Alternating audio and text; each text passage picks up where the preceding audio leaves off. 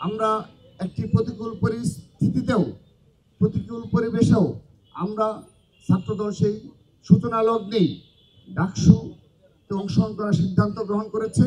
সেজন্যে যতগুলো মিটিং সম্পন্ন হয়েছে সবগুলো মিটিংয়ে ছাত্রদল অংশগ্রহণ করেছে এবং বিশ্ববিদ্যালয় প্রশাসন যখনই আমাদেরকে ডেকেছে আমরা স্বতঃস্ফূর্তভাবে আমাদের মতামত প্রকাশ করেছি। তার এই ধারাবাহিকতায় আমরা আজকের এই ডাকসু প্যানেল ঘোষণা করছি। আমরা ছাত্র সমাজের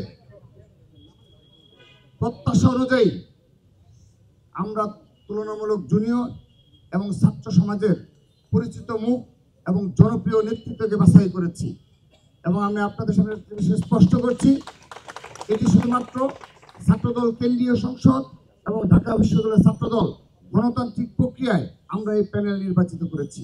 এখানে আর কারো কোনো হস্তক্ষেপ নেই। ছাত্রদল সম্পূর্ণরূপে গণতান্ত্রিক প্রক্রিয়ায়, আবারও বলছি, আমরা ছাত্রদল কেন্দ্রীয় সংসদ এবং ঢাকা বিশ্ববিদ্যালয় গণতান্ত্রিক প্রক্রিয়ায় আমরা আমাদের এই প্যানেল গঠন করেছি।